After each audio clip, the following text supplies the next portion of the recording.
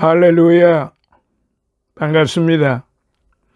오늘은 지난 시간에 이어서 이제 마태복음 마지막 장 28장 이제 총정리로 마태복음 전체를 마무리하도록 그렇게 하겠습니다.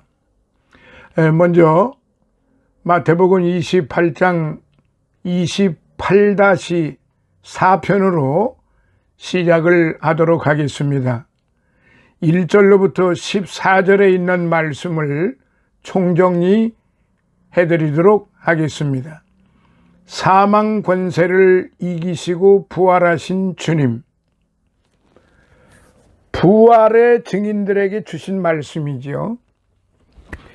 칠흑 같은 어두운 밤이 지나면 밝은 아침이 찾아들듯 처절한 십자가의 고통과 죽음 뒤에 온 인류에게 소망의 빛을 안겨주는 찬연한 부활의 아침이 마침내 밝았습니다. 실로 우리 모든 인류의 죄악을 대속하시기 위해 십자가에서 운명하셨던 예수님은 이제 우리에게 영원한 생명을 선사하시기 위해 무덤 권세를 깨뜨리시고 부활하신 것입니다. 예수님께서는 금요일 오전 9시경에 십자가에 달리셔서 몸이 찢기시고 물과 피를 쏟는 끔찍한 고통을 근 6시간 동안 당하신 후 오후 3시경에 끝내 돌아가셨습니다. 진정 이 죽으심은 우연이나 돌발적인 사건이 아니라 인류의 죄 문제를 해결하기 위해 창세 이래로부터 예언되어 온 바 있는 필연적인 사건이었습니다. 이렇게 십자가에 못 박혀 돌아가신 지 사흘 만인 시간상으로는 50시간 남짓하지만 날수로 계산할 때 사흘에 해당합니다. 금요일 저녁에서 주일 새벽까지. 안식 후 첫날이 되려는 미명 동이 트기는 했지만 완전히 박지 않은 여명의 상태인데 이때 무덤의 권세를 깨뜨리시고 부활하신 것입니다.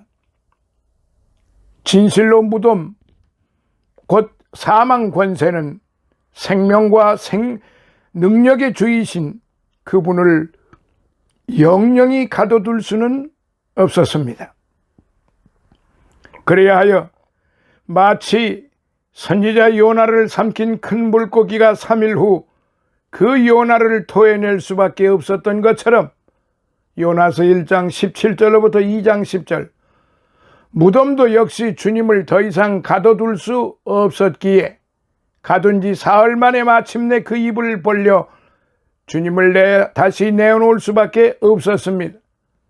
요나가 큰 물고기 속에 3일 동안 있었던 거나 예수님이 3일 동안 무덤에 갇히신 것이나 무엇인가 미리 사전에 기획된 그런 하나님의 구속사적인 구원의 은혜의 그 사건이었다는 사실을 우리는 다시 한번 알 수가 있게 되었습니다.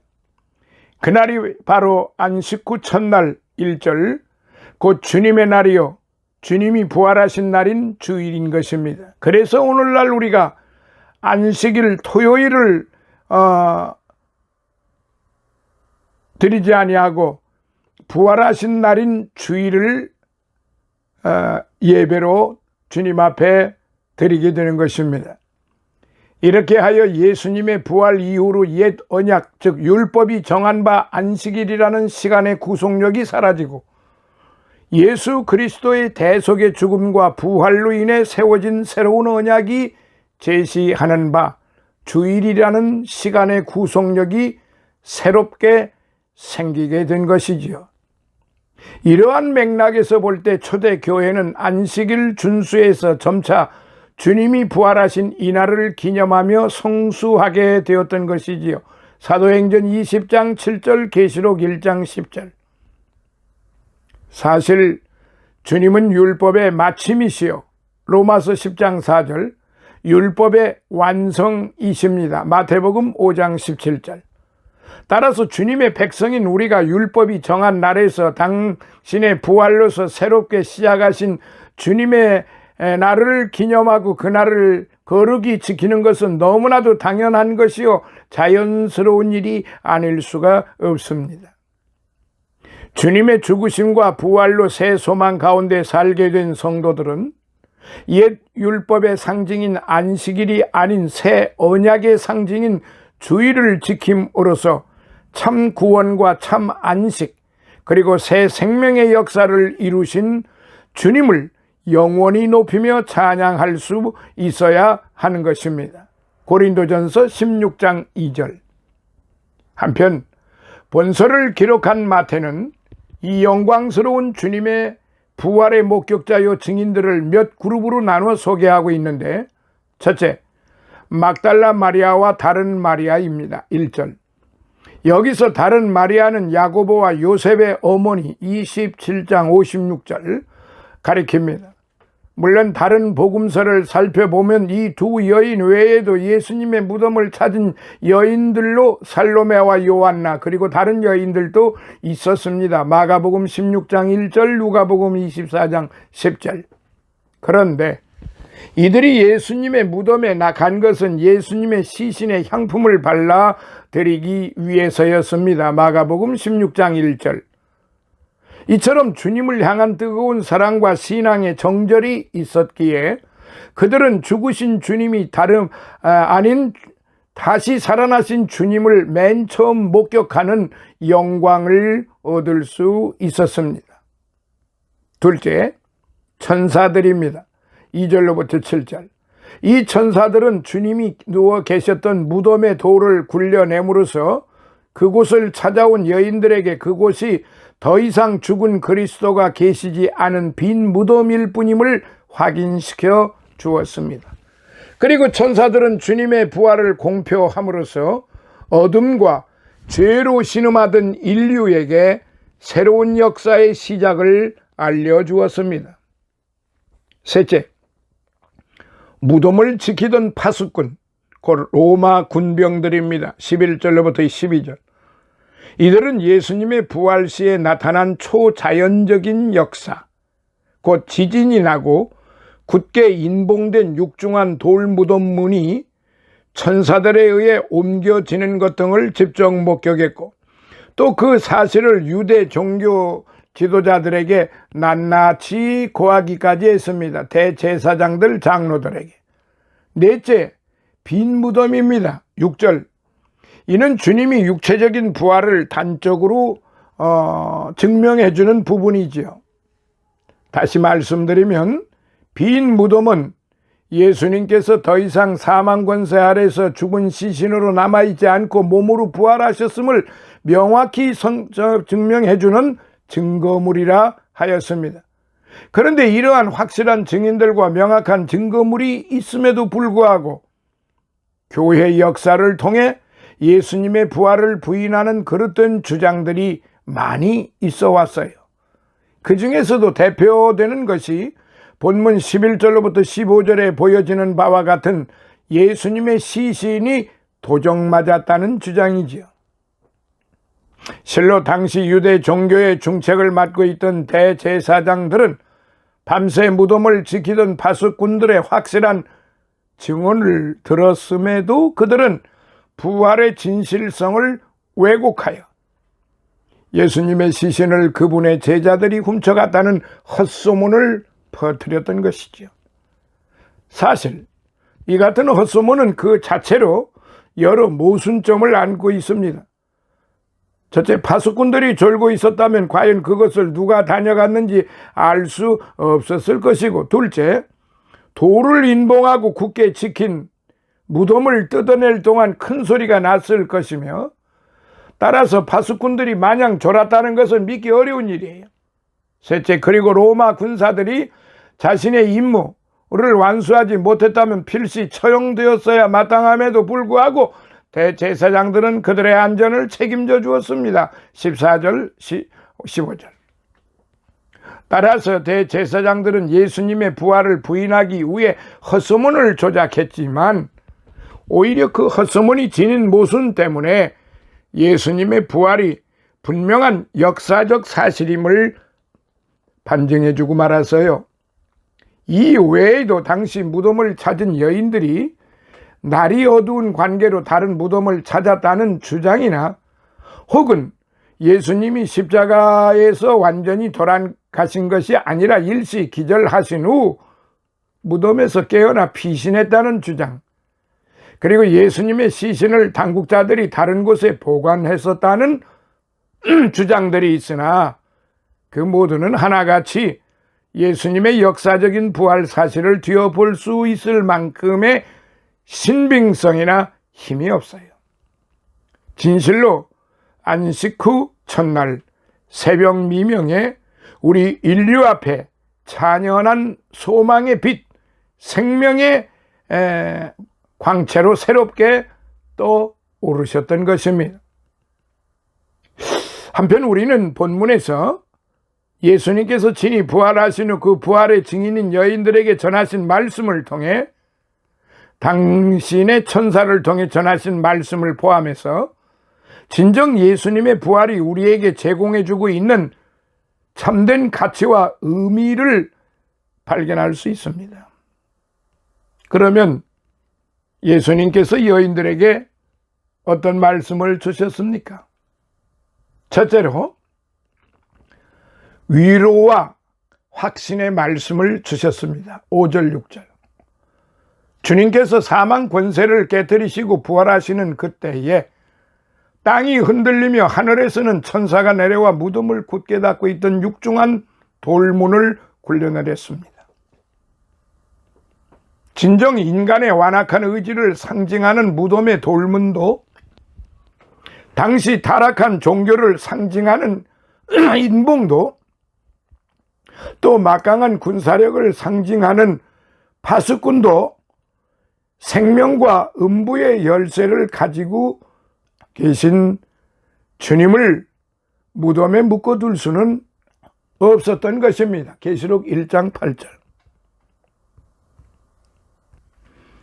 특별히 이 장면을 신앙의 눈으로 볼 때 예수님의 부활은 자연계나 영계에 얼마나 큰 기쁨을 안겨주는 복된 사건인지를 암시해 줍니다. 하지만 단순히 인간적인 눈으로 볼 때에 이 초자연적인 현상을 동반한 주님의 부활은 두려움과 공포의 사건이 아닐 수 없어요. 실로 이 두려움과 공포는 거룩한 주님의 임재 앞에서 죄인된 인간이 필연적으로 느낄 수밖에 없는 공통적인 감정인 것입니다. 이사야서 6장 4절로부터 5절, 누가복음 5장 8절. 무덤에 계신 것으로 알고 예수님을 찾아온 여인들에게서도 이 두려운 감정은 예외일 수는 없었습니다. 5절.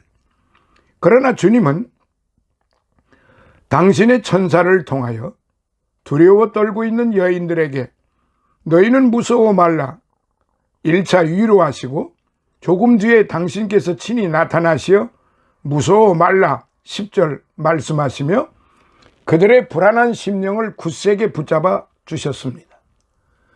이처럼 주님께서는 당신을 부지런히 찾는 자의 심령을 언제든지 평안케 해주시고 그들의 연약한 심령을 굳세게 붙잡아 주십니다. 요한복음 14장 27절. 한편 주의 천사는 여인들의 마음을 안정시킨 다음 그들이 찾고 있는 예수님이 더 이상 무덤에 계시지 않는다는 사실을 밝힘으로써 주님이 부활하신 사실을 확고하게 전해주었습니다. 그가 여기 계시지 않고 그의 말씀하신 대로 살아나셨느니라 6절 이렇게 전하여 주신 겁니다. 그렇습니다. 천사들이 가리키고 있는 무덤은 이미 비어 있었고 그 빈 무덤은 예수님의 육체적인 부활을 웅변적으로 증거해 주고 있습니다. 특히 천사들은 이 부인할 수 없는 역사적인 증거를 제시하면서 그것이 바로 예수님께서 누차 예언해 오신 그 말씀에 기초한 것임을 일깨워 주었습니다. 그렇습니다. 우리의 부활 신앙은요, 바로 이 주님의 말씀에 기초한 신앙이 되어야 합니다. 그럴 때만이 우리는 한치의 오류도 없이 주님을 향한 온전한 신앙 생활을 할 수가 있고, 그리고 온전한 신앙으로 자신의 모든 삶을 이제 그 자신의 모든 삶이 중심이 오직 주님 부활의 신앙으로 하게 된다는 말씀이죠. 자, 두 번째, 예수님 부활의 사실을 전하라고 하셨습니다. 7절로부터 10절. 주의 천사는 무덤을 찾은 여인들의 심령을 안정시키고 또 그들의 눈으로 직접 빈 무덤을 확인시켜주며 주님의 말씀을 새삼 환기시켜 줌으로써 예수님의 부활 사실을 확신하도록 해주었습니다. 그리고 곧이어 천사는 그 여인들에게 빨리 가서 제자들에게 예수님의 부활을 알리라고 하였습니다. 그리고 덧붙여서 부활하신 주께서 갈릴리로 가실 터이니 거기서 주님을 만나 뵈오라고 일러주기도 했습니다. 7절. 여기서 보듯이 부활 신앙을 소유한 자는 단지 예수님의 부활을 확신하고 기뻐하는 것으로만 만족해서는 안 된다는 사실을 배울 수가 있어요. 그 확신한 바, 그 목격하고 체험한 바를 나가서 알려야 한다는 것입니다. 이처럼 주님은 열심을 다해 당신을 찾은 여인들에게 당신의 부활을 세상에 전하는 최초의 선교 사명을 맡겨주셨던 것입니다. 한편 여인들은 왜 하필이면 갈릴리로 가야 했습니까? 이는 주님께서 십자가에 달리시기 전 말씀하시기를 내가 살아난 후에 너희보다 먼저 갈릴리로 가리라 26장 32절에 말씀하셨기 때문입니다. 실로 이 갈릴리는 주님께서 제자들과 함께 공생의 대부분을 보내신 것이 아닙니까? 주님은 바로 이 복음의 옥토, 선교의 전진 기지에서 제자들과 다시 만나 당신께서 공생애 동안 친히 가르쳐 오셨던 교훈을 재확인시키고 실추되었던, 즉 예수님을 버리고 모두 도망갔던 사건이죠. 제자들의 신앙과 사명의식을 새롭게 무장시키고자 하신 것입니다. 결국 최초 부활의 증인이었던 여인들은 부활 소식을 제자들에게 전해야 했으며 제자들은 그 소식을 확인하고는 온 세상에 주의 부활을 전해야 했던 것입니다. 이러한 연결고리는 오늘 우리들에게도 똑같이 이어져 있다는 사실을 우리는 분명히 알아야 합니다. 진실로 부활하신 주님을 믿는 우리는 그 소식을 듣지 못하고 여전히 절망과 어두움 가운데 있는 이웃들에게 히브리서 2장 15절 열심을 다해 부활의 복된 소식을 전해야 할 것입니다. 디모데후서 4장 2절. 자, 이제 세 번째, 기뻐하라는 말씀을 주셨습니다. 9절. 예수님께서는 당신의 빈 무덤을 확인하고 부활의 소식을 전하라는 사명을 가슴에 안고 바쁜 걸음을 옮기고 있는 여인들에게 친히 나타나셔서 평안하뇨라는 친근한 인사를 전하셨습니다. 사실 이 평안하뇨 카이레테라는 말입니다. 이 카이레테라는 말의 본래 의미는 기뻐하라는 적극적인 뜻을 지니고 있어요. 실로 이 말씀은 당신이 십자가에 달리시기 전 제자들에게 당신의 죽음으로 인해 제자들이 근심할 것이지만 그 근심이 변하여 마침내 기쁨이 될 것이라 예언하신 말씀, 요한복음 16장 20절을 떠올리게 하는 복된 말씀이신 것입니다. 그렇습니다. 이 평안하뇨라는 말씀 속에는 부활하신 주님을 만난 심령은 그 어떤 절박한 상황 중에서도 당신이 허락하신 기쁨으로서 영원히 즐거워하며 살 것을 내포하고 있다 할 것입니다.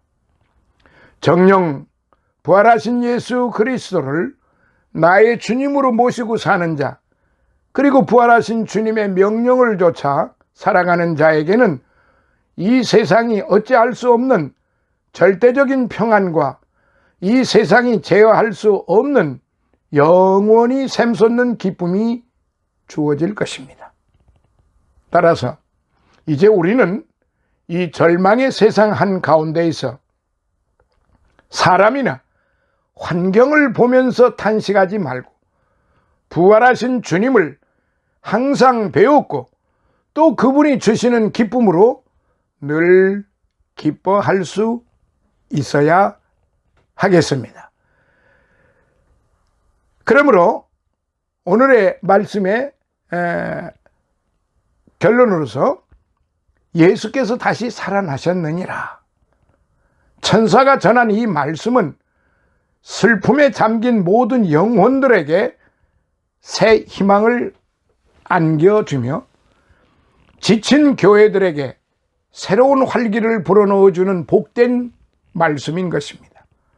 진정 주님의 십자가 죽음이 우리 모든 인류의 죄악을 속량하시기 위한 필연적인 사건이었다면 주님의 부활은 우리 모든 인류에게 영원한 소망과 영원한 생명을 주시기 위한 필연적인 사건이었다고 할 것입니다.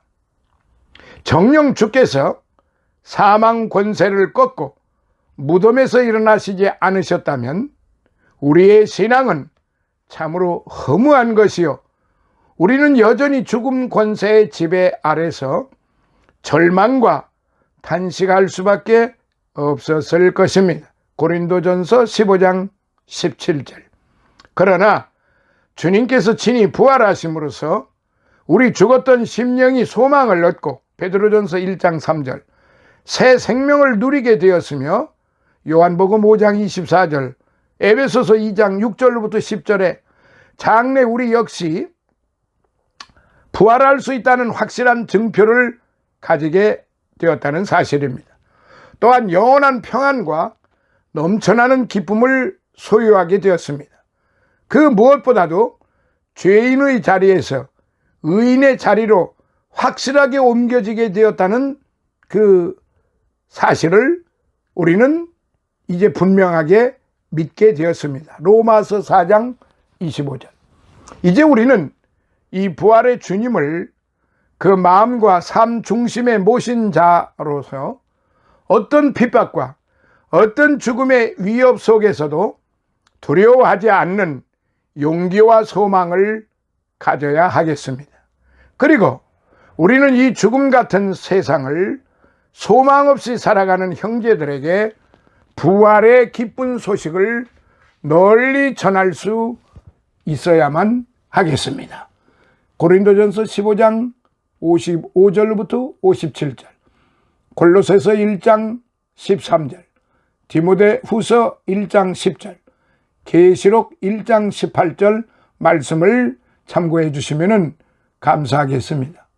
이로써 1절로부터 16절까지에 있는 말씀을 통해서 마태복음 28장 28-4편을 마무리가 되었습니다. 다음 시간에 이제 17절로부터 20절의 말씀으로 이제 28장의 대다돈의 막을 내리겠습니다. 감사합니다. 다음 시간에 다시 만나요. 할렐루야.